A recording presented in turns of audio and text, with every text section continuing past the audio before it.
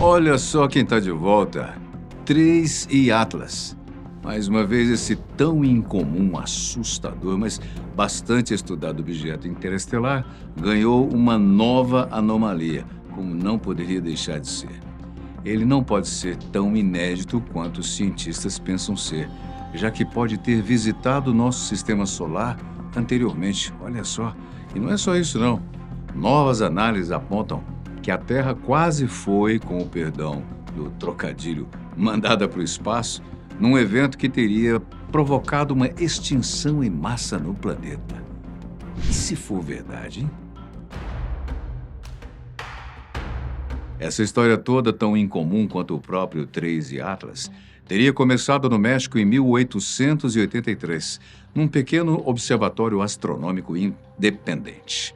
Enquanto observava o Sol, um experiente astrônomo testemunhou um evento que muitos ufólogos consideram o primeiro avistamento de um OVNI na história, pelo menos no que se refere a fotografias já feitas de objetos voadores não identificados. O astrônomo José Bonilla, na época com 35 anos de idade, apontou o telescópio para o Sol para analisar manchas solares. Isso foi por volta aí das 8 da manhã, quando a luz ainda estava fria, se me permite. Foi quando ele fez essa imagem que você agora vê na tela. Tratava-se de centenas de objetos definidos por ele como escuros e não identificados, como as fotografias antigas, lembra? Transitando ali pelo disco solar. Ao longo de 2 dias, o astrônomo documentou nada menos que 447 desses objetos. Cada um deles tinha uma aparência difusa e enevoada e deixava rastros escuros enquanto cruzavam o Sol em menos de um segundo. Bonilla registrou que hoje são consideradas as fotografias mais antigas conhecidas desse tipo de fenômeno, usando fotografia em placa úmida e, infelizmente, apenas reproduções sobreviveram, pois os originais foram perdidos.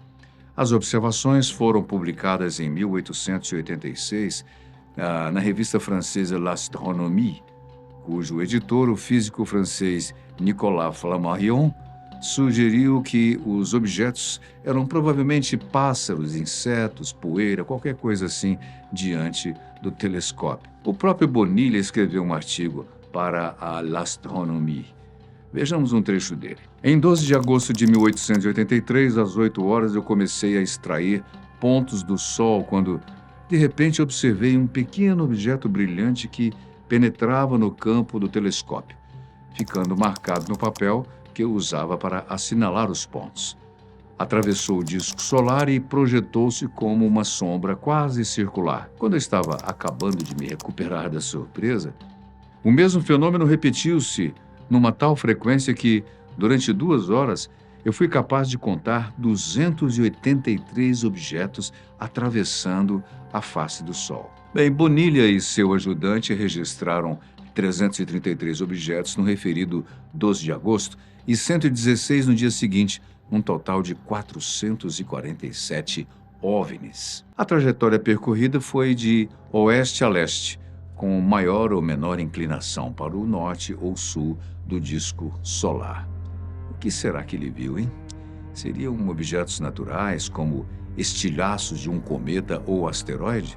Ou, como sugerem os ufólogos, uma tropa de naves numa viagem interestelar? E, principalmente, o que tudo isso tem a ver com o famoso Trace Atlas? Bem, em resposta à primeira pergunta, além da conclusão de Nicolas Flammarion, editor da revista, em outubro de 2011, os pesquisadores de astronomia Héctor Manterola, Maria Ramos Lara e Guadalupe Cordeiro, da Universidade Nacional Autônoma do México, na Cidade do México, publicaram um artigo preliminar detalhando a sua conclusão de que o que Bonilla havia testemunhado eram fragmentos de um cometa que explodiu no espaço. Manterola defendeu sua teoria explicando que a paralaxe fez com que apenas locais na mesma latitude de Zacatecas pudessem testemunhar o evento. As civilizações africanas e asiáticas na mesma latitude não tinham os meios para esse tipo de observação. Bem, mas o fato é que tais fragmentos eram gigantescos. Segundo estimativas de Manterola e seus colegas, os objetos aproximaram-se perigosamente da Terra. Eles estimam que as distâncias tenham sido entre 538 e 8.000 quilômetros acima da superfície do planeta, o que torna mais próximo do que alguns satélites estacionários. Os fragmentos teriam entre 50 e 800 metros de largura por até 1 quilômetro de comprimento, com massas alcançando bilhões de toneladas cada. Segundo os pesquisadores, e isso não é difícil de concluir, se um ou mais daqueles fragmentos tivesse atingido a Terra, o impacto teria provocado um evento de extinção da vida, comparado a milhares de explosões nucleares ao longo de 2 dias. No entanto, não há registros históricos claros de um cometa ter se desintegrado em 1883 que corresponda perfeitamente às observações de Bonilha. Por outro lado, os céticos apontam a ausência de chuvas de meteoros, a falta de observações noturnas e o comportamento atípico para a fragmentação cometária. Em resumo, embora a explicação seja plausível, ela permanece no campo da especulação. E sobre ser pássaros, insetos ou algo assim é impossível, né? Bonilha era um astrônomo experiente, sabia muito bem distinguir animais de outros objetos. Mas o que esse evento de 1883 tem a ver com o 13 Atlas, André? Bom, primeiro voltemos ao ano de 2025, mais especificamente no dia 1º de julho, Observatório do Rio Hurtado, Chile. O telescópio Atlas registra as primeiras observações de um objeto originário do espaço interestelar. Vindo da direção da constelação de Sagitário, o objeto foi oficialmente nomeado 13 Atlas.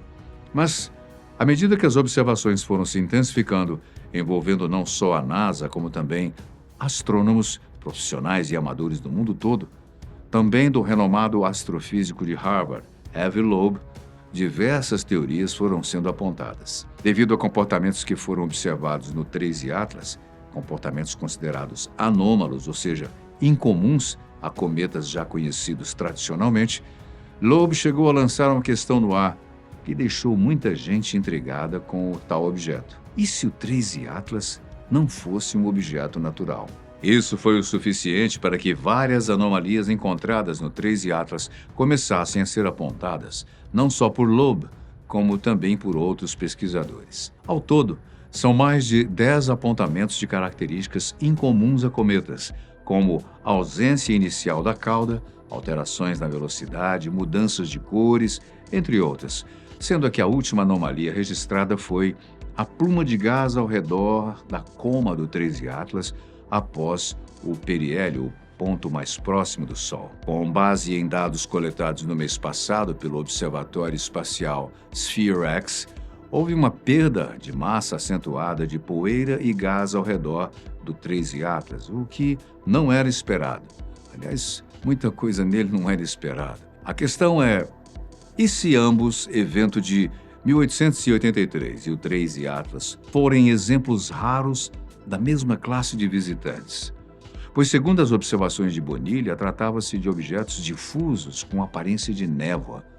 Deixavam rastros escuros, não se comportavam como meteoros, não houve registro clássico de cometa associado e não houve chuva de meteoros depois. Quanto ao 13 Atlas, até o momento pode-se afirmar que possui diversas características que ou o colocam numa nova categoria cometária ou o tira completamente desse tipo de categoria de objetos. O fato de ser interestelar por si só já dificulta bastante descobrir sua verdadeira origem. Portanto, sabe-se muito pouco sobre ele, apesar de oficialmente a NASA já ter declarado que se trata de um cometa. Mas a gente sempre fica com o pé atrás nas colocações da NASA, né? E isso não é um ponto final. Em suas observações, Bonilha viu grupos organizados em blocos de 15 e 20 objetos cada.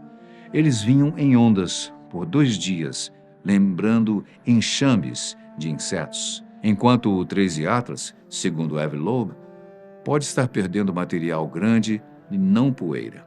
Existe, inclusive, uma discussão sobre blocos aglomerados ou estruturas coerentes, ou seja, não naturalmente construídas. Bom, isso sustenta uma questão. Pense comigo. E se existirem visitantes interestelares que não chegam com um único corpo, mas em grupos, né?